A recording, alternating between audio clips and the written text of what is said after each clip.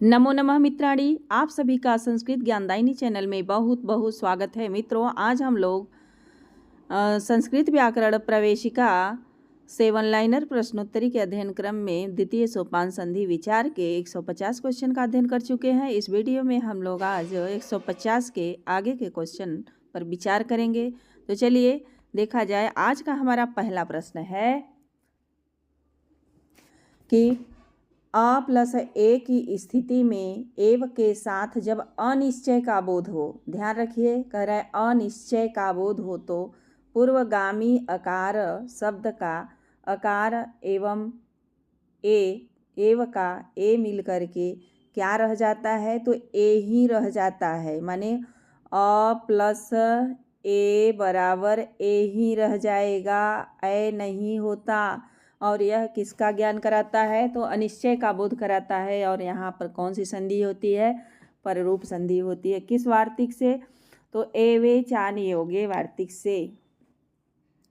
एवे चानि योगे वार्तिक विधान करता है, तो यह पररूप संधि का विधान करता है। अगला क्वेश्चन है, एवे चानि योगे वार्तिक का उदाहरण क्या है, तो क्व एव भोज्यसे। तो क्व का आपका अ प्लस एव का ए मिल करके वृद्धि हो जाना चाहिए, लेकिन वृद्धि नहीं होता है। क्यों नहीं होता है, क्योंकि यहाँ अनिश्चितता का बोध हो रहा है कि क्वेव भोज्य से कहीं भी खा लेंगे, कहीं भी। तो यह क्या है, अनिश्चितता का बोध होने के कारण इसमें क्या हो जाएगा, पररूप संधि हो जाएगा। सकंदवादी गण के शब्दों में पररूप करने वाला वार्तिक क्या है, तो सकंदवादी सुपरिरूपम वाच्यम है।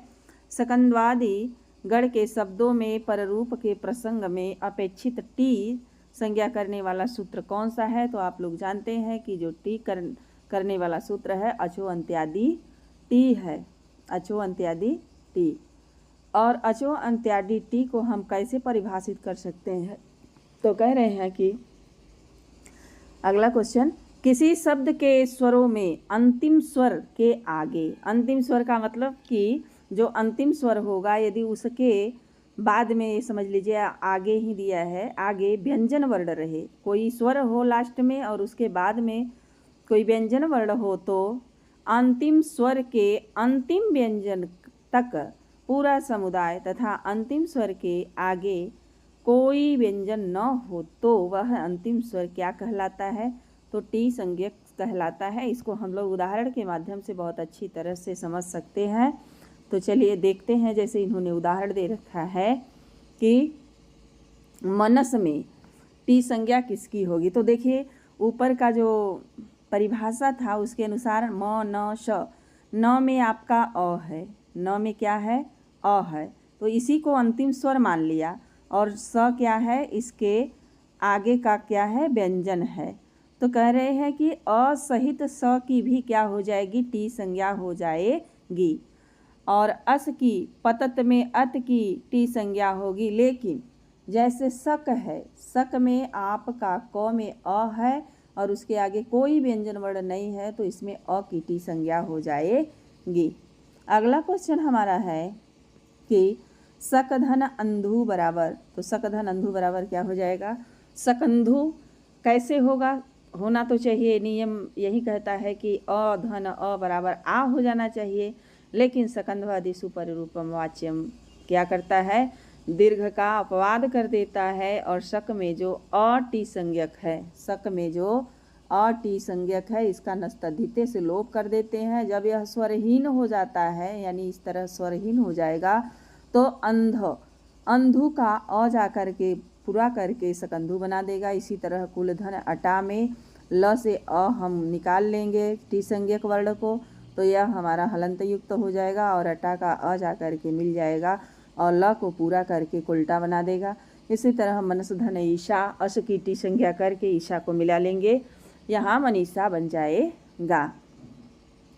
अगला हमारा क्वेश्चन है कि शब्द की परवर्ती के आदि स्वर के रूप में मिल जाता है, ऐसा प्रसंग कहलाता है। यानी कहने का आशय क्या है, यहाँ से हम लोग देखते हैं कि सकधन अंधु सकंधु, कुलधन अटा कुल्टा, मनस धनीसा मनीषा।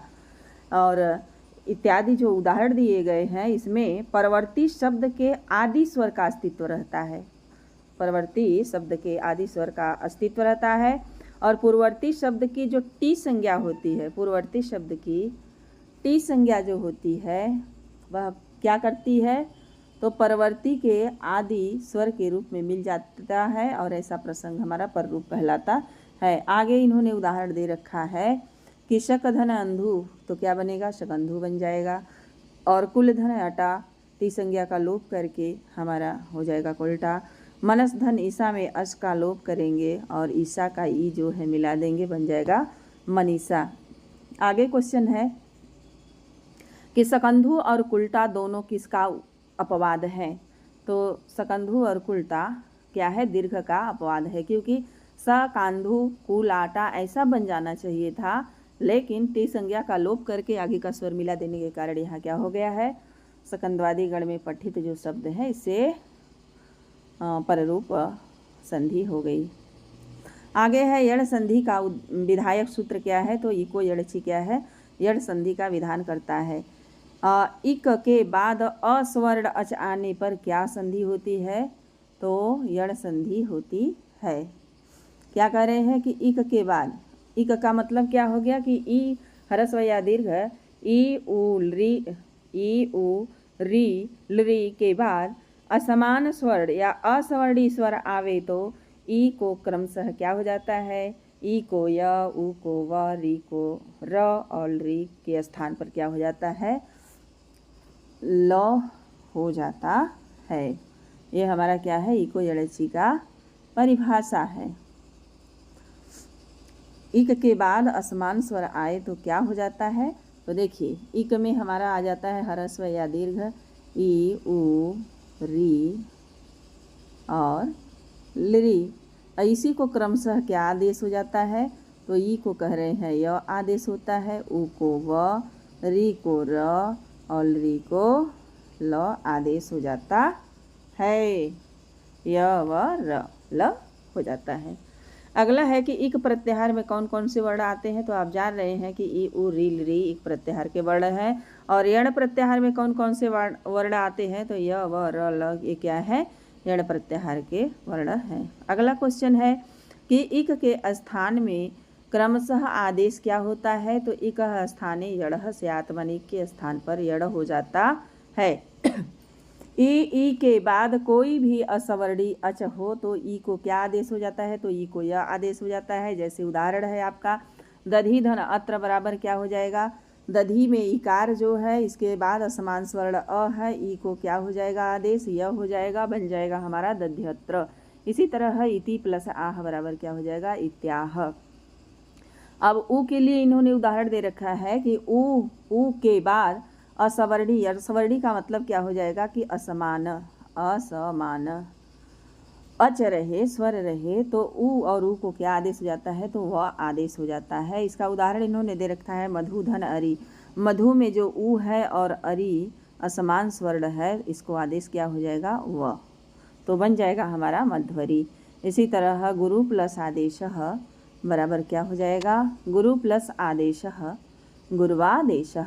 मध्वरी और गुरुवादेश किस सूत्र का उदाहरण है, तो यह इको यड़ची का उदाहरण है। फिर इन्होंने दे रखा है साधु धन इति क्या बनेगा, तो साध्वीति। शिशु धन ऐक्यम बराबर शिष्वैक्यम।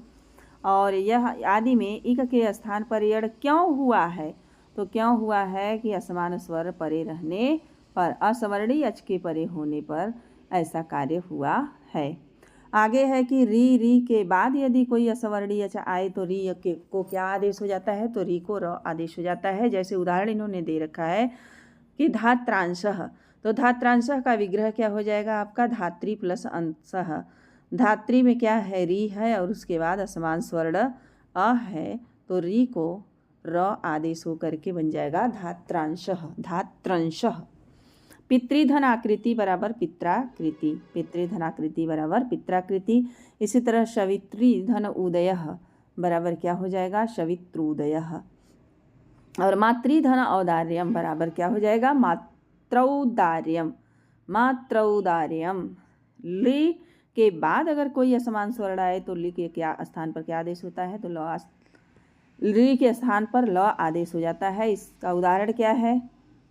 तो लृ धन आकृति प्रबल लाकृति। अयादि संधि विधायक सूत्र क्या है? तो एचो एवा यावह अयादि संधि विधायक सूत्र है। अगला क्वेश्चन हमारा है कि एच एवा यावह का मतलब क्या हो गया कि एच यानी ए ऐ ओ औ के आगे कोई स्वर आए तो क्रमशः आदेश क्या हो जाता है? तो कह रहे हैं कि ए को क्या होता है? ऐ आदेश हो जाता है, ऐ को आय आदेश होता है, ओ को अव और अ को आव आदेश हो जाता है। यानी कहने का आशय क्या है कि ए और ऐ, ओ और औ इसको क्रमशः आदेश क्या होता है? तो क्रमशः ए को ऐ आदेश होता है, ऐ को आय आदेश होता है और ओ को औ आदेश हो जाता है तथा औ को आव आदेश होता है। किस सूत्र से होता है? तो एचो एवा या वह सूत्र से होता है। अगला है कि संहिता के प्रसंग में ए के आगे स्वर आने पर ए के स्थान पर क्या आदेश हो जाता है? तो वही बात है, या आदेश हो जाता है ए को। जैसे इसका उदाहरण दे रखा है कि हरे धन ए, हरे में ए की मात्रा है और आगे क्या है? ए, तो हमारा ए को ऐ आदेश हो करके बन जाएगा हरे। क्या होगा? हरे। अगला क्वेश्चन है हमारा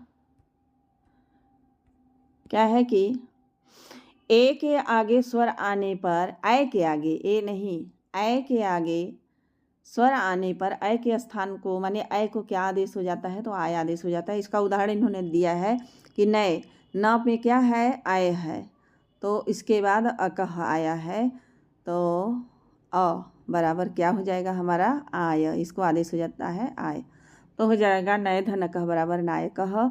ओ के बाद स्वर आने पर ओ को अ आदेश हो जाता है। इसका उदाहरण है विष्णो धन ए, तो हो जाएगा ओ को अ आदेश हो जाएगा हमारा विष्णवे। औ के बाद स्वर आने पर औ को क्या आदेश होता है? तो आव आदेश हो जाता है। जैसे पौधन कह बराबर क्या होता है? पावकः, पौधन कह बराबर पावकः। अब इसी में लोपः साकल्यस्य सूत्र आता है और यह क्या है? लोपः साकल्यस्य पठित, साकल्यस्य से क्या मतलब कि आशय है? तो मुनिवाचक शब्द है ये। अगला क्वेश्चन है कि पदांत य व का वैकल्पिक लोप करने वाला सूत्र कौन सा है? तो लोपः साकल्य से क्या है? पदांत य व का वैकल्पिक लोप करने वाला सूत्र है। य व का लोप होने के पश्चात क्या नहीं होता है? तो संधि नहीं होता है, प्रतिभाव हो जाता है। अगला क्वेश्चन हमारा है कि हरे धन एही का संधि रूप क्या हो जाएगा? तो हर एही और हरे एही दोनों बनेगा। हर एही दोनों रूप बनेगा।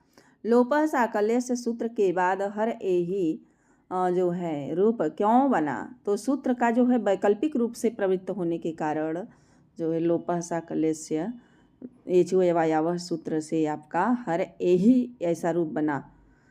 और वैकल्पिक रूप यदि बनेगा तो हर एही ऐसा बनेगा। किस सूत्र से? तो लोपः साकल्यस्य से। लेकिन यह वाला जो है एचो एवा यावह के नियम से ऐसा बनेगा। अगला है हर एही और हर एही करने वाला सूत्र कौन सा है? तो एचो एवा यावह लोपः साकल्यस्य और एचो एवा यावह संधि करने वाला सूत्र है। आपका अगला है कि विष्णो धन इह, विष्ण इह और विष्ण विह, तस्ये धन इमानी, तस्या इमानी, तस्याई इमानी, श्रिये धन उत्सुक, श्रिये यहाँ गलत है, श्रिये नहीं होना चाहिए क्योंकि श्रिया उत्सुक है, यहाँ बन रहा है किसको? ऐ को आय होता है और होना चाहिए ऐसे, ऐ आदेश होना चाहिए, ए नहीं। तो हमारा बन जाएगा श्री ऐ धन उत्सुकः, श्रिया उत्सुकः, श्रियाया उत्सुकः। इन तीनों उदाहरणों में कौन सा पद अशुद्ध है? तो अशुद्ध पद हम लोग पहले ही पकड़ लिए हैं, श्री नहीं होगा बल्कि क्या हो जाएगा? तो श्री ऐ होगा, यानी डबल मात्रा। फिर है गुरौ धन उत्कः का क्या हो जाएगा? तो गुरा उत्कः हो जाएगा और गुरा उ उत्कः हो जाएगा। अगला क्वेश्चन है कि रात्राधन आगता, तो रात्रावागता, रात्रा आगता और रात्रावागतः। तो यह किस सूत्र से हो जाएगा? तो यह लोपः साकल्यस्य से और यह यचो अवयवावह के नियम से। इसी तरह रीता अन्नम लोपः साकल्यस्य से और रीता वन्नम जो है यचो अवयवावह के नियम से हो गया है। और कौन सा संधि है? अयादि संधि है। फिर कह रहे हैं कि मध्यस्थ व्यंजन तथा विसर्ग के लोप हो जाने पर जब दो स्वर समीप में आ जाते हैं तो उनकी आपस में नहीं होती है, तो संधि कार्य नहीं होती है। लोप होने के बाद जैसा है वैसा रह जाता है, संधि कार्य नहीं होता है। ओ औ के बाद यकार आदि प्रत्यय आए तो ओ और औ के बाद ऐसा प्रत्यय आए जिसका आरंभ क्या हो? य से हो, य से शुरू हो, तो ओ और औ को क्या आदेश हो जाता है? तो ओ को औ आदेश होता है, औ को आव आदेश हो जाता है। अगला क्वेश्चन है कि यकार आदि प्रत्यय पर में होने पर ओ और औ के स्थान पर अव आव आदेश करने वाला सूत्र कौन सा है? तो सूत्र हमारा है वान्तोई प्रत्यय। वान्तोई प्रत्यय, वान्तोई प्रत्यय सूत्र नित्य प्रवृत्त होता है अथवा वैकल्पिक, तो यह नित्य रूप बनाता है, नित्य प्रवृत्त होता है। इसका उदाहरण क्या है? तो गोधनयत, गोधनयत से क्या बनेगा आपका? ओ को औ आदेश हो जाएगा, बन जाएगा गव्यम। इसी तरह नौधनयत, नौधनयत, औ को क्या आदेश हो जाएगा? आव आदेश हो जाएगा और मिला करके हम बना लेंगे तो नाव्यम रूप बनेगा। तो मित्रों आज यहीं तक। इसके आगे का वीडियो मैं अगले मतलब इसके आगे का जो क्वेश्चन है अगले वीडियो में लेकर के आऊँगी। यदि आप हमारे चैनल पर नए हैं तो चैनल को सब्सक्राइब कर ले, बेल आइकन को प्रेस कर ले, यदि ताकि हम जो भी वीडियो अपलोड करें उसका नोटिफिकेशन आप तक पहुँचता रहे। धन्यवाद।